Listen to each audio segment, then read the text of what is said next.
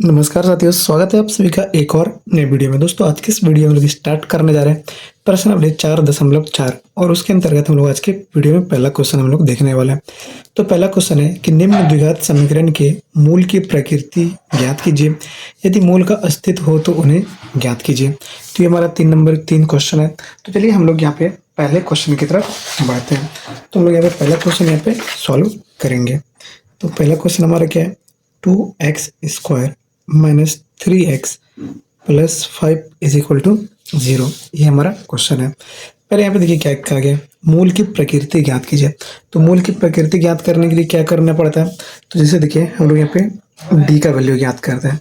अगर जो डी का वैल्यू है वो अगर 0 से बड़ा हो तो इसका अस्तित्व होता है और इसका यहाँ पे वास्तविक मान भी आता है, वास्तव यहाँ पे मान आता है और दोनों भिन्न भिन्न आता है, यानी कि दोनों अलग अलग हमारा आता है। अगर डी का जो वैल्यू है हमारा 0 आ जाए, ठीक है 0 आ जाए, तो उसका क्या होता है, इसका अस्तित्व भी होता है, उसका वास्तविक मान भी होता है, लेकिन वो क्या होता है, दोनों इक्वल होता है। ठीक है, दोनों इक्वल होता है। और में अगर डी का जो वैल्यू है वो 0 से यहाँ पे 0 से अगर कम हो, यानी कि निगेटिव में अगर डी का वैल्यू आ जाए तो उसका अस्तित्व ही नहीं होता है। इतना बात आपको यहाँ पे याद रखने की जरूरत है।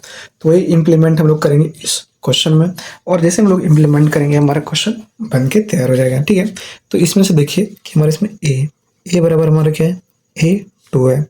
बी बराबर क्या हमारा, बी बराबर -3 है और सी बराबर हमारा 5 है। ये हमारा दिया है। अब आप सभी को पता ही होगा कि डी का फॉर्मूला क्या होता है, b² - 4ac। ये हमारा डी का फॉर्मूला होता है। ठीक है, तो बी की जगह देखिए क्या हमारा -3² -4, ये हमारा क्या है 2 है, और सी हमारा क्या है, सी 5 है। अब इसको देखिए 3 दूनी यहाँ पे 3 3 9 हो जाएगा, क्योंकि 3 का स्क्वायर है और माइनस माइनस प्लस हो जाएगा, तो ये 9 हो गया। माइनस 4 दूनी 8, 8 5 40, ये हमारे दिए 40 हो गया। तो यहाँ पे डी का जो वैल्यू आ गया, वो डी का वैल्यू क्या आ गया, -31 आ गया हमारा डी का वैल्यू।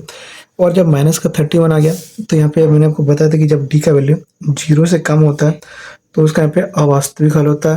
तो यानी कि उसका कोई जो वैल्यू है वो हमारा वास्तविक नहीं होता है और उसका कोई अस्तित्व भी नहीं होता है।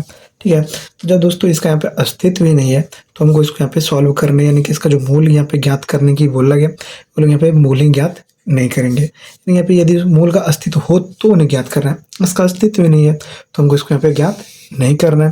तो हम लोग यहाँ पे लिख देंगे कि अतः इसका इसका कोई अस्तित्व नहीं है। ठीक है, ये लिख सकते हैं।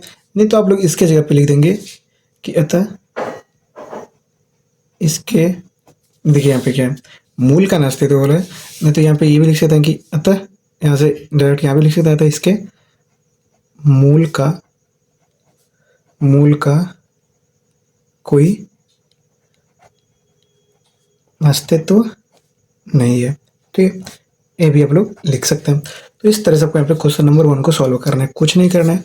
पहले ए जो होता है आपसे को पता होगा कि हम लोग यहाँ पे ax² plus bx plus c is equal to 0, ये हमारा द्विघात समीकरण का यहाँ पे व्यापक रूप होता है। ठीक है, ये हमारा व्यापक रूप होता है जिसमें a जो है वो x² का गुणांक है, तो x² का गुणांक यहाँ पे 2 है, फिर प्लस bx। तो यहाँ पे b बराबर देखिए, अगर हम लोग यहाँ पे -3 इसको इस तरह से लिख सकते हैं ना, 2x² प्लस -3 × x प्लस 5, ये लिख सकते हैं। तो यहाँ पे देखिए b की जगह पे क्या है हमारा -3 है, और c की जगह पे क्या हमारा, c की जगह पे हमारा 5, तो यहाँ पे 5 ही है, माइनस में नहीं तो डायरेक्ट हमारा ये 5 है। तो उसको फिर हम लोग यहाँ पे d का एक फॉर्मूला था b² - 4 इसे उस पर रखे और d का वैल्यू यहाँ पे -30 बनाया, तो इसका कोई अस्तित्व नहीं है। तो इस तरह से यहाँ पे क्वेश्चन नंबर 1 को सॉल्व करना होगा।